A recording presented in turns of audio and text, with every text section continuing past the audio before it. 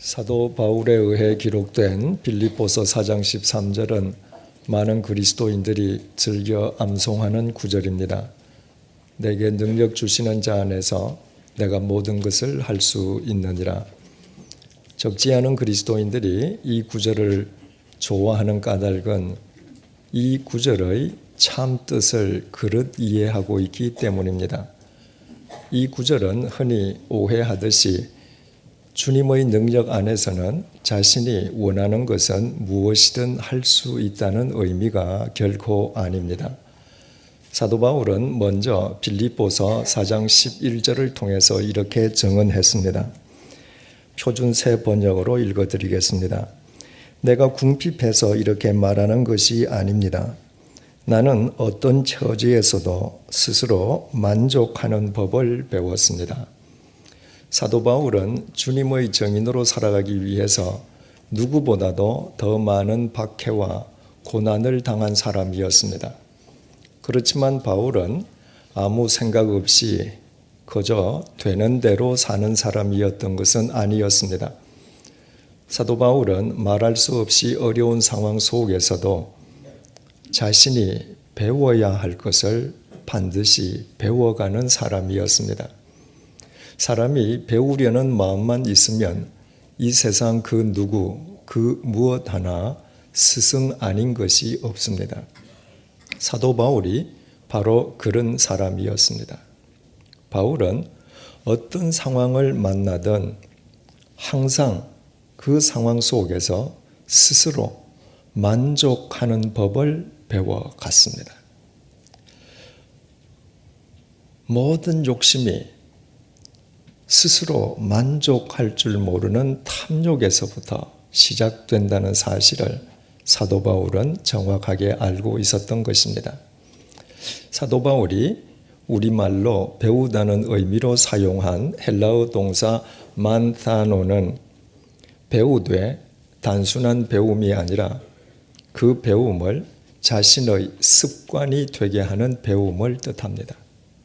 사도 바울은 어떤 상황 속에서든 항상 스스로 만족하는 법을 배우되 그것이 자신의 습관이 될 수 있게끔 그 배움을 반복해서 자기 몸에 익히는 사람이었습니다. 그리고 빌립보서 4장 12절은 이렇게 이어지고 있습니다. 나는 비천하게 살 줄도 알고 풍족하게 살 줄도 압니다. 배부르거나 굶주리거나 풍족하거나 궁핍하거나 그 어떤 경우에도 적응할 수 있는 비결을 배웠습니다. 사도 바울은 풍족한 여건 속에서도 교만에 빠지지 않고 비천에 처했을 때에도 비굴해지지 않는 비결을 배웠음을 다시 말해서 어떤 상황 속에서든 스스로 만족하는 법을 배웠음을 다시 한번 강조하고 있습니다. 바울이 어떤 상황 속에서든 배워 몸에 익힌 것을 한마디로 표현한다면 어떤 상황이든 피하지 않고 그 상황을 배우는 법을 배워 익혔다는 의미입니다. 자신이 주님을 믿는 한 어떤 상황이 주어지든 바로 그 상황은 하나님께서 당신의 뜻을 이루시기 위함이고 그 상황의 결과는 또 예수 그리스도 안에서 반드시 선으로 귀결될 것을 믿었기 때문입니다. 바로 이와 같은 바울의 믿음의 배경 속에서 빌립보서 4장 13절이 나왔습니다. 내게 능력 주시는 자 안에서 내가 모든 것을 할 수 있느니라. 그러므로 우리는 그 구절의 의미는 우리가 오해해왔듯이 주님의 능력 속에서는 내가 원하는 것은 무엇이든 할 수 있다는 의미가 아니었음을 깨닫게 됩니다. 전기 작가로 유명한 존 폴락은 그가 쓴 사도 바울이라는 제목의 책 속에서 빌립보서 4장 13절을 이렇게 해석했습니다. 내 안에 거하시는 분의 능력으로 나는 무슨 일이든 겪을 준비가 되어 있습니다. 얼마나 적절한 해석인지 모르겠습니다. 바울은 주님께서 주시는 능력 안에서 자신이 원하는 것을 무엇이든 할 수 있다고 고백한 것이 결코 아니었습니다.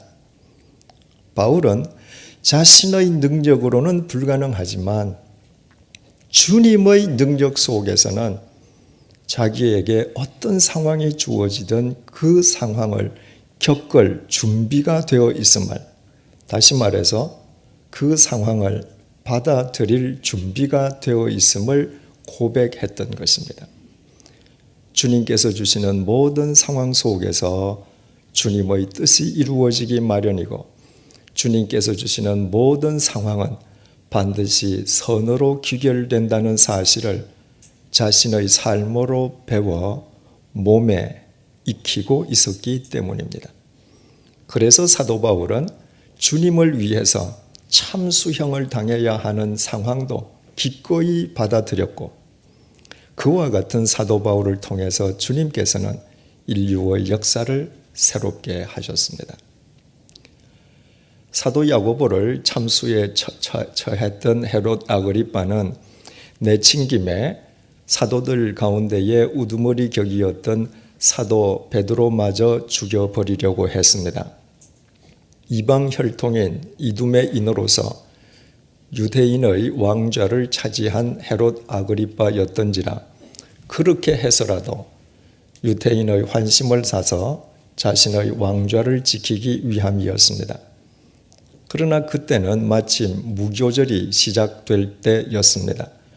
무교절 기간 동안에는 재판이나 처형을 엄금하는 유대인들의 관습을 지켜주기 위해서 헤롯 아그리빠는 무교절이 끝나기까지 베드로를 감옥 속에 가두어 두었습니다.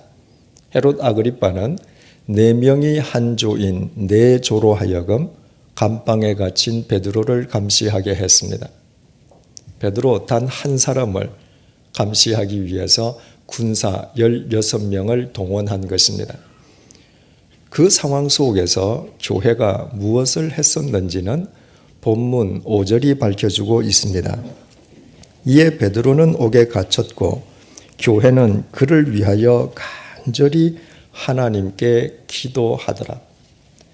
사도 야고보가 참수형을 당했고 사도 베드로마저 참수형을 당하기 직전의 상황 속에서 교회가, 다시 말해서 교인들이 할 수 있는 일이라고는 하나님께 기도하는 것밖에 없었습니다.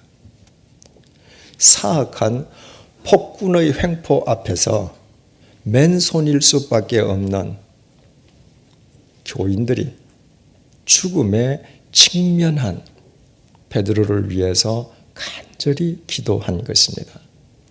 그들의 기도가 얼마나 간절했을는지는 능히 짐작할 수 있습니다. 오늘 우리가 함께 생각해 보고자 하는 것은 죽음에 직면한 교인들을 위해서 하나님께, 베드로를 위해서 하나님께 간절히 기도드렸던 교인들의 기도 내용이 과연 무엇이었겠는가 하는 것입니다. 두말할 것도 없이 죽음에 직면한 베드로를 살려달라고 기도했다고 쉽게 생각할 수 있습니다. 그러나 그것이 사실이 아님은 본문 12절 이하의 증언이 밝혀주고 있습니다. 주님께서 당신의 신비로운 손길로 그 철통 같은 감옥으로부터 베드로를 구출해 주셨을 때 베드로는 곧장 교인들이 자신을 위해 기도하는 장소를 찾아갔습니다.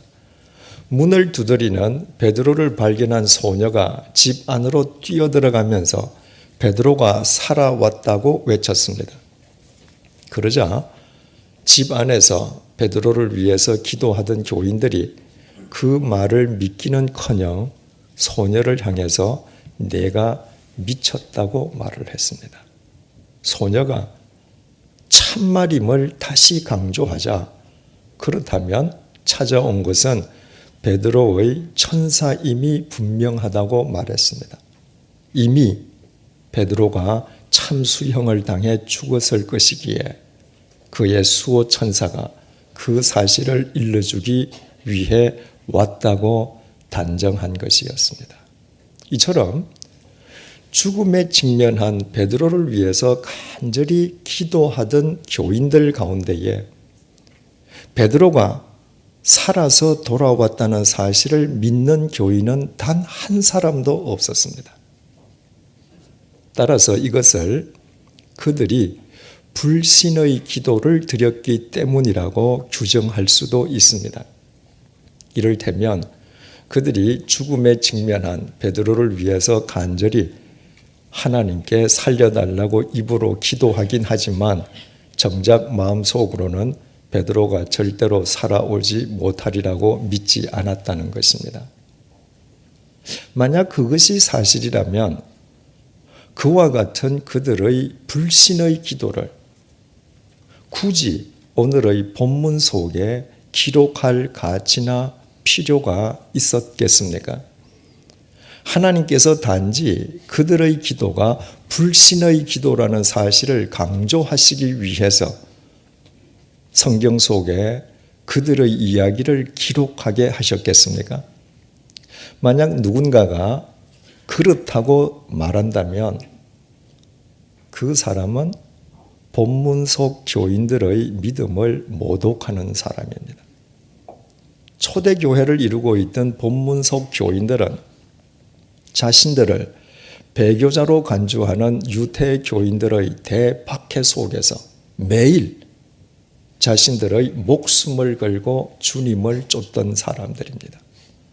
그들은 자신들의 모든 소유를 내어놓고 모두 함께 사용하는 유무상통의 삶을 살던 사람입니다. 더욱이 그들은 주님의 말씀을 자신들의 삶으로 실천하던 사람들이었습니다. 한마디로 그들은 진짜 예수쟁이였습니다.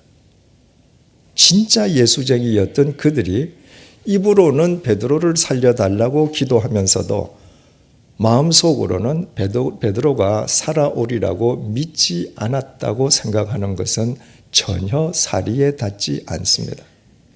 그렇다면 죽음에 직면한 베드로를 위해서 그들이 하나님께 간절히 기도했던 내용은 도대체 무엇이었겠으며 또 베드로가 살아서 돌아왔다는 소녀의 말을 그들이 믿지 못했던 이유는 무엇이었겠습니까?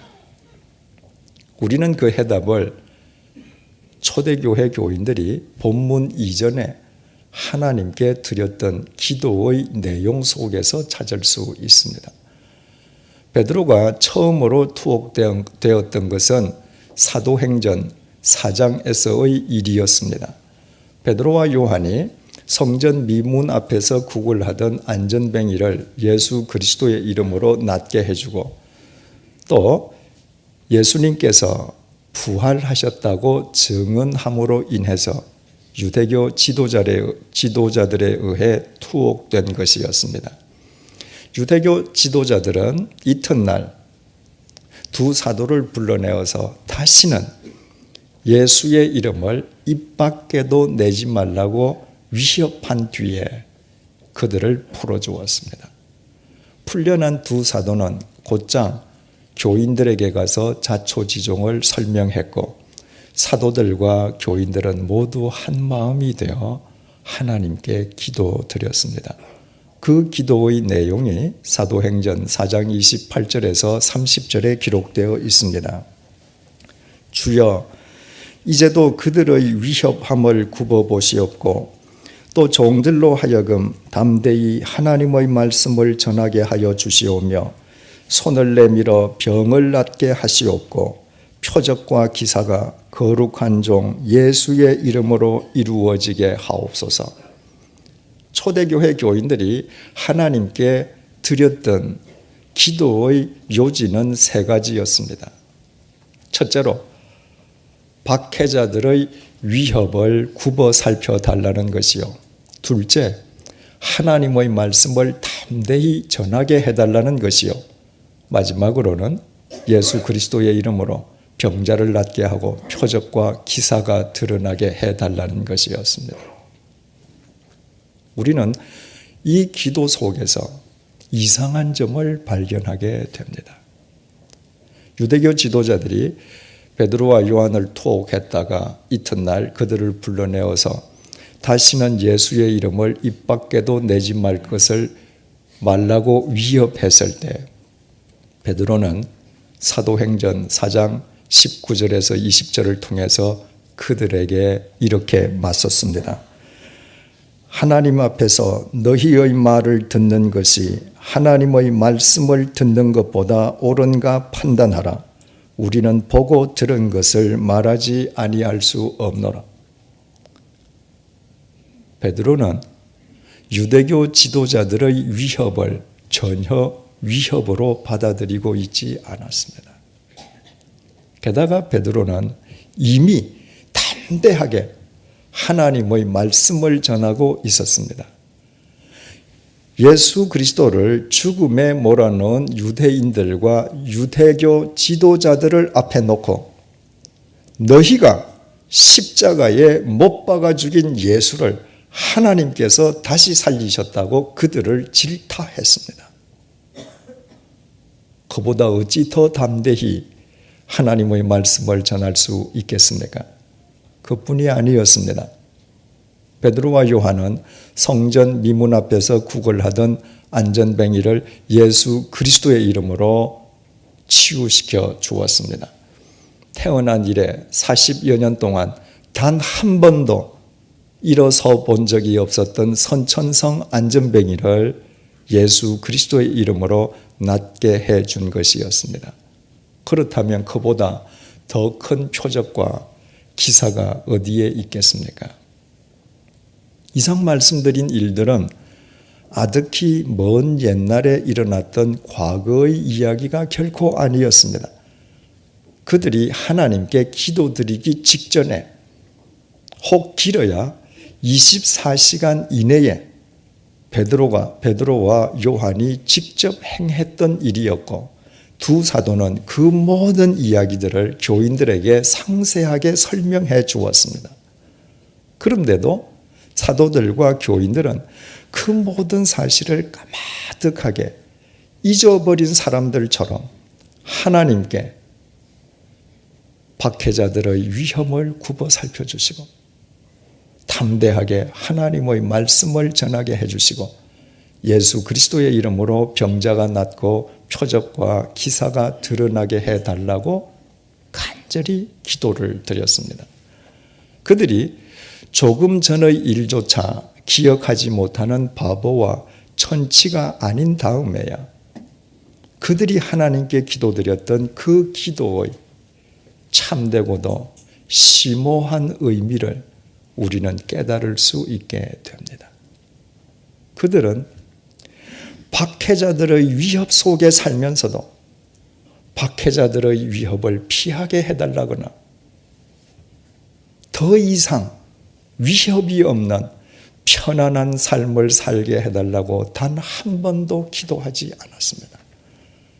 박해자들의 위협이 있지만 그 위협 속에 살아가는 자신들을 굽어 살피시는 주님의 능력 속에서 어떤 상황 속에서든 주님의 증인으로 살 수 있게 해달라고 기도드렸습니다.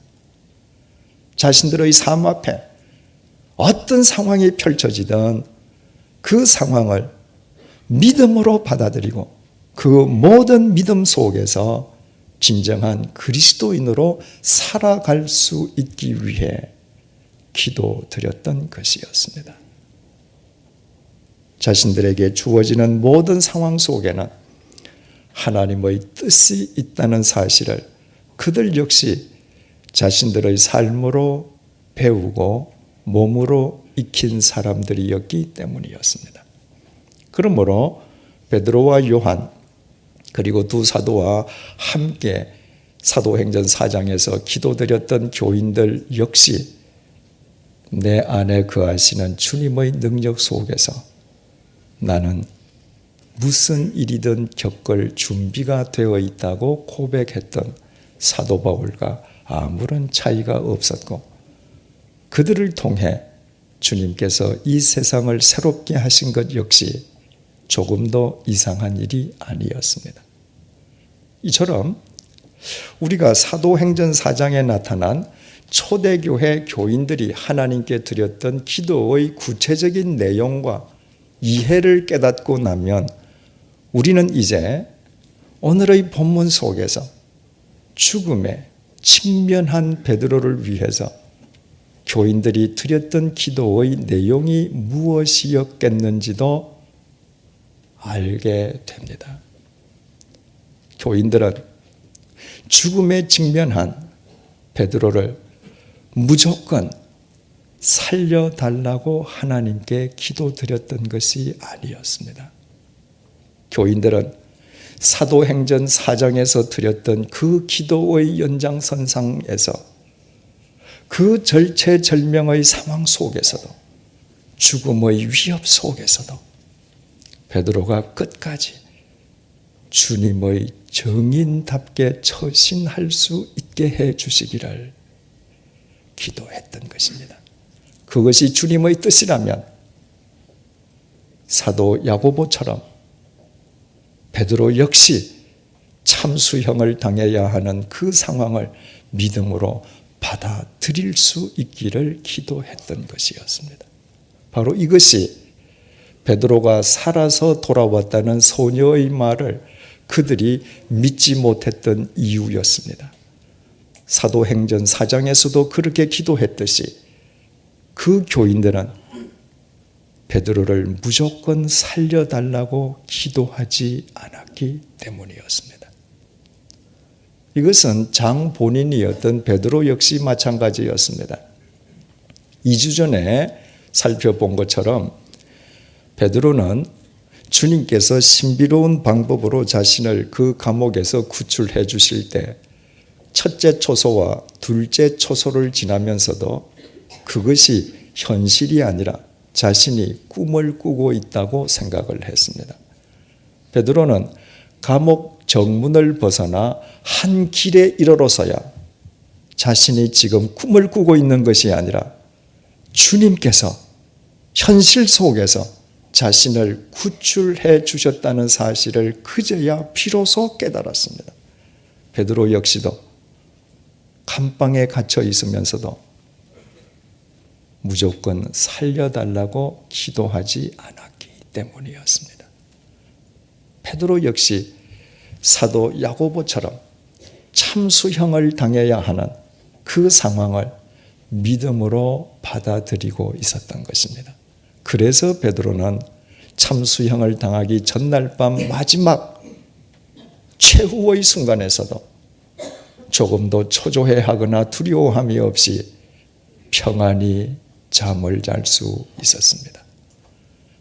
자신이 주님을 믿는 한 주님께서 주시는 참수형의 상황을 받아들인다 할지라도 자신이 믿는 주님께서 주님의 영원한 생명으로 자신을 영원토록 책임져 주실 것을 확신했기 때문입니다. 우리는 새신자반을 통해서 믿음은 순종이라고 배웠습니다. 사람들은 순종이라고 하면 주님의 말씀에 대한 순종만을 생각합니다. 그러나 그리스도인들의 순종은 주님의 말씀에 대한 순종은 말할 것도 없고 반드시 주어진 상황에 대한 순종을 포함합니다. 하나님께서는 우리의 삶을 통해서 역사하시는 분이시고 우리의 삶은 구름 위에서 이루어지는 것이 아니라 우리에게 주어진 현실의 상황 속에서 엮어지기 때문입니다. 그래서 참된 믿음은 주어지는 상황을 피하려 하는 것이 아니라 어떤 상황이 주어지든 그 상황을 믿음으로 받아들이는 것입니다. 내게 주어진 모든 상황은 그 속에서 하나님의 뜻이 이루어지고 그 과정 속에서 나를 새롭게 빚으시려는 하나님의 은총의 선물이기 때문입니다. 그래서 바울도 베드로도 본문의 교인들도 주어지는 모든 상황을 믿음으로 받아들였고 또 믿음으로 받아들이기 위해서 기도했습니다. 바로 그것만이 유한한 자신을 뛰어넘어 영원한 믿음의 길에 이르는 유일한 길이기 때문입니다.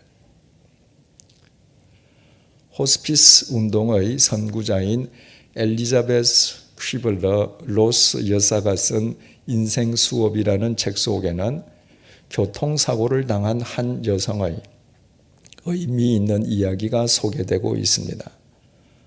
그녀는 주말에 고속도로를 달리고 있었는데 앞 자동차가 갑자기 급정거하는 바람에 그녀 역시 급 브레이크를 밟으면서 반사적으로 백미러를 쳐다보았습니다. 자기 뒤를 뒤따르던 자동차는 그때 운전자가 한눈을 팔고 있는지 급정거하려는 생각 없이 자기를 향해 돌진해오고 있었습니다. 한순간에 대형 충돌 사고가 일어나면서 자기 자신이 죽음에 처할 위기의 상황이었습니다. 그녀는 눈을 감고 크게 숨을 쉰 뒤에 핸들을 꽉 잡고 있던 두 손을 내려놓았습니다.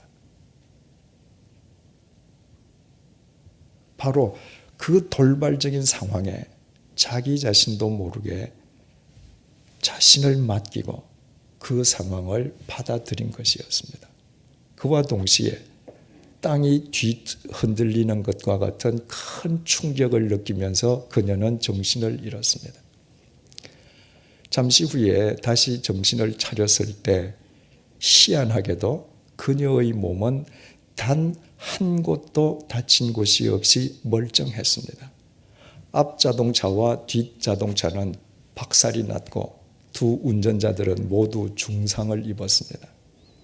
그녀의 자동차도 마치 종이장처럼 구겨져 있었는데 그녀의 몸만은 멀쩡했습니다.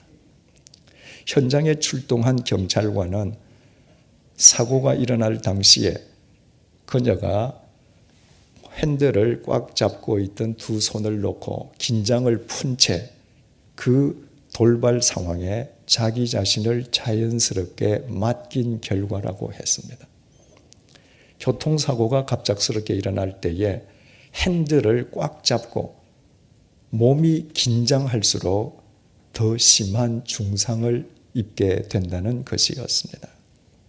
그 큰 사고를 경험한 뒤에 그녀는 인생을 대하는 태도가 달라졌을 뿐만 아니라 귀중한 인생 교훈을 얻었습니다. 주어지는 상황을 피하려 하는 것이 아니라 주어지는 상황을 받아들일 때 도리어 자기 삶의 의미가 새로워지고 자신의 인생이 더 성숙해진다는 교훈이었습니다. 시편 37편 5절에서 6절 말씀입니다. 내 길을 여호와께 맡기라.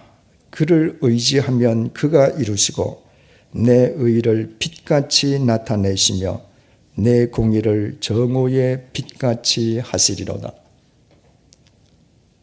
우리가 우리 삶을 하나님께 맡기고 하나님께 의지하기만 하면 우리의 삶을 통해 하나님의 뜻이 이루어지고 우리의 의와 공의가 마치 한낮의 햇살처럼 빛나게 된다는 말씀입니다. 대체 우리가 하나님께 우리 자신을 맡긴다는 것, 또 하나님께 우리 자신을 의지한다는 것은 무엇을 의미합니까?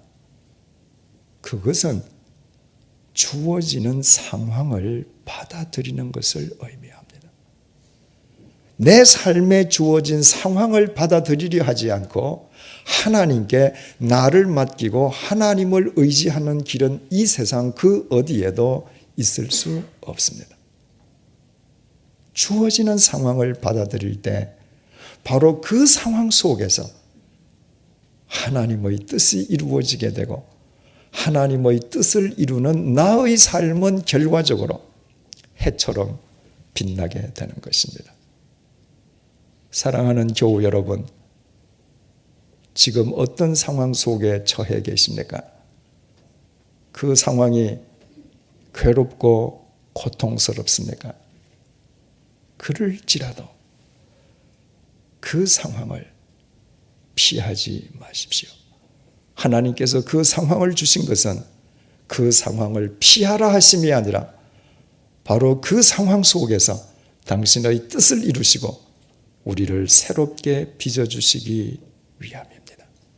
바울처럼, 베드로처럼, 본문의 교인들처럼 오직 기도를 통해 주어지는 모든 상황을 받아들이는 법을 배우고 몸에 익혀 가십시다.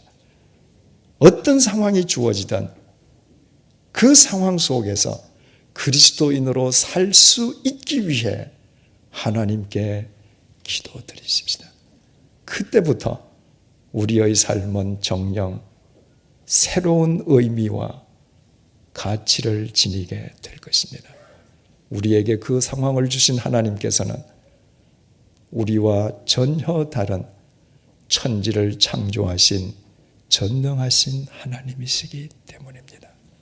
그렇지 않다면 본문의 베드로와 교인들, 바울이 하나님께서 주신 상황 속에 자신들을 온전히 맡기려 했을 이유가 없지 않았겠습니까? 기도하시겠습니다. 하나님, 우리는 학교에서 지식은 배우려 하면서도 그보다 더 중요한 인생을 배우려 하지는 않습니다. 그래서 아무리 세월이 흘러도 인생에 관한 한 우리는 언제나 초보자와도 같습니다. 바울처럼 풍부에 처할 때나 궁핍에 처할 때나 우리가 그리스도인으로서 주님 앞에서 배워야 할 것들을 배우는 지혜로운 사람이 되게 도와주십시오. 무엇보다도 어떤 상황이 주어지든 주님 안에서 스스로 만족하는 법을 배우고 몸에 익히게 해 주십시오. 우리에게 주어지는 모든 상황은 하나님께서 돌 같은 우리를 정금같이 새롭게 빚으시며 하나님의 뜻을 우리의 삶 속에 이루시기 위해 우리에게 베푸시는 하나님의 은총의 선물임을 잊지 말게 해 주십시오. 바울과 베드로처럼 본문의 교인들처럼 우리에게 주어지는 모든 상황을 기도를 통해 믿음으로 받아들이게 해 주십시오. 그 모든 상황을 믿음으로 헤쳐가는 우리의 삶 속에 영원하신 하나님의 뜻이 이루어지고 그 모든 상황으로 인해 우리 삶의 의미와 가치가 새로워지며 그 모든 상황 속에서 그리스도인으로 살아가는 우리의 의와 공의가 한낮의 햇살처럼 빛나게 해 주십시오. 예수님의 이름으로 기도드립니다. 아멘.